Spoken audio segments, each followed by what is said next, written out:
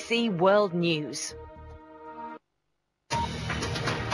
American zeal and German caution. The International Herald Tribune reports on what it calls the tactical fight between the United States and Germany over how best to put the world economy back on a sound footing. To another split, the UK's Guardian newspaper has this opinion piece by its economics editor, who says Conservatives who saw Prime Minister Cameron's veto of the new EU treaty as a golden dawn must be smoking something strong. The entire front page of the Moscow Times is devoted to the weekend's mass protests in Moscow and in other parts of the country, it must be said. Prime Minister Putin, and of course they were against Prime Minister Putin, but also specifically against the conduct of elections the weekend prior, which they claimed was rigged. Moving on to some stimulus in the Financial Times, it says a deal struck at the global climate change talks in Durban to extend the life of the Kyoto Treaty is being seen as a Viagra shot for the flailing carbon markets. The Daily Telegraph says a report from a leading think tank due out today warns Britain could face power cuts within 4 years because of the government's over-reliance on wind turbines. And on an entirely different note, a picture there of some Santas that haven't eaten all the mince pies. The Irish Times captures a moment when 800 Santas jogged across a beach in Ireland to raise money for the country's Heart Foundation. It's pretty cold, isn't it? It is. Well, we're joined by Bundeep Rangar, Chairman of IndusView. Thank you very much indeed for joining us this morning, Bundeep. Let's start with the International Herald Trib then, shall we? They're talking about a battle of ideas. Are we really talking about two different ideological camps in terms of how best to put the world economy back on a stable footing? I think you've got two visions of how you stimulate growth. One is saying, let's get austerity measures in place, let's take in fiscal discipline, maybe at the expense of a flexible labor market, high growth, and entrepreneurship. And I think the question is, to what degree does the government interfere and intervene in the market to create that? And that's fundamentally a difference between continental Europe and the Anglo-Saxon model, which of course now is being blamed in some part for the mess we're in. And President Obama clearly seems to phase the, yes, spend your way out of a problem.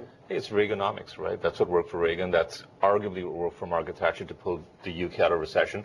And you look at the world GDP growth figures, even if they're distorted by 1 or 2%, the fact remains that Western Europe will grow at 1 to 2%, whereas the emerging fast-growing economies of China and India will grow north of 6%. And it's not happening because they're cutting spending, it's happening because they're boosting spending.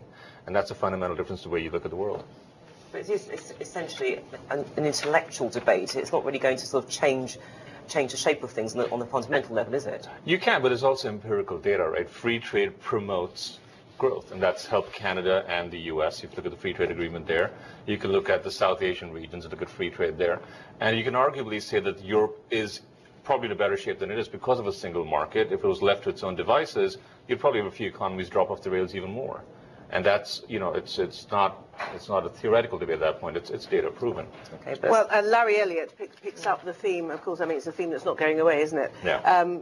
Of the state of the global economy, and he starts off by saying, rather interestingly, wallets would be sorted out, everybody would rectify their small problems, and we should be sort of singing and dancing by now, but clearly we're not. That was a great article, and I think you can even stretch that further. I don't know how many of you remember, but 10 years ago there was a thing called the Lisbon Treaty, not just a protocol, but this was the idea of making Europe the most competitive place on the planet as a knowledge-based economy, and this was something everybody signed up to. Guess what? We're now the most uncompetitive place on planet Earth.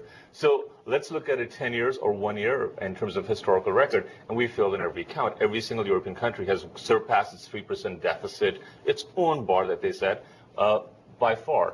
So I think the point of this article is very well proven insofar as the European project, European experiment, still has a long way to go, right? So you've got centripetal forces, if you may, towards fiscal union, at a time when you've got 4% unemployment in Austria, 5%, 5.5% in Germany, and 22% down in Spain. And you look at the youth population, 40% down in Spain, 10% in Britain, 10% out in France, and sorry, 20% out in France for the youth market. And then trying to create a fiscal union with punitive measures. Well, what happens if Greece taxpayers don't pay tax? You punish them more, and guess what? Add more to the debt. It's not going to solve the problem. And that's part of the dilemma that we have here now. And I think what Cameron did over the weekend is a good stake in the ground, saying, you know what, this is not the best thing for Britain. And by giving his sort of no vote, I think he's making a pretty big statement saying you can't have two countries run Europe and then bring us in and say coalesce you in making a decision that suits them. I think it's also quite clear that France and Germany probably don't want Britain at this last minute because three's a crowd. In the body language between David Cameron and Nicolas Sarkozy at that summit. Absolutely, and it's been going on for a while, right? The sort of shots between each other. Now, Larry Elliott, I mean, he's going on about, I mean, he's flagging up the global interdependence. Obviously, globalization is the big factor of our world. So why isn't it then that if one part of the world is experiencing a downturn, that the other part of the world that is doing rather nicely doesn't balance it all out eventually? Why doesn't that happen? Well, for whom though? For Britain or for Europe? Because for Britain has a heritage out there in the form of the Commonwealth, right? And you look at Britain's exports to Europe versus non-European countries, they're about the same, 14 billion in imports, 18 billion in exports. But Britain has a far more greater opportunity with Australia, Canada, India, all the former Commonwealth countries that are far growing faster and far healthier economies than Europe. And as Churchill said, right, if Britain has a choice between Europe and the open sea, it should choose the open sea. And I think Cameron's test right now is he's said kind of no to Europe. Can he make it happen in the open sea? Otherwise, he falls victim to what Thatcher did when she said no to Europe, but she didn't have an alternative, and that ultimately cost her position. The jury's still out on that one, but moving on. And this is the protest in Moscow. And the big question, of course, we've had the big rally. What happens next? I think it's another great example of social media working to democratize the world, right? Because I don't believe the last time the elections happened, they were necessarily different. I think the common sentiment is, yes, they were probably also fairly rigged and there was unfair ballot counting. We just didn't see evidence of it, whereas now you can go on YouTube and see ballot stuffing, falsified ballots being put in there to give the United Russia Party. But the impression that you get, though, from this article is that the authorities aren't terribly bothered if these quotes from Dmitry Medvedev are anything to go by. This rather glib, or yes, we will do something about this, we'll take a look at the allegations, but they're not losing sleep over these protests. They weren't, just pacifying the sentiment, and Medvedev has a nice statement on his Facebook page to say the same. But I do believe it does, however, set the agenda for the March elections, which is when Putin will, run for elections as president, and it does make sure that there's at least probably more than just lip service to a free and fair election. Let's have a look at the Financial Times and the Daily Telegraph together, because obviously there's a common theme. Durban, of course it was presented as a success of some measure, and they have agreed to get together and talk again, which is what, and they've agreed to extend Kyoto, is that right? They've agreed to extend Kyoto. I think this is one step further than Kyoto, because now it's got a more inclusive mandate. You've got countries like China, the United States, and India that so far have been not part of it.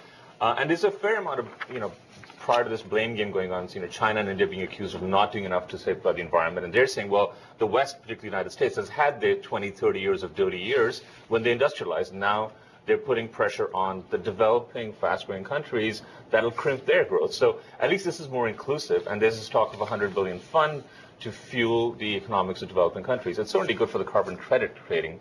And I think there's certainly a measure that by 2020 will achieve certain things. Having said all that, we lose the equivalent of 145,000 square kilometers of national forest every year. So between now and 2020, we'll lose the equivalent of Peru. So it'll be rather late.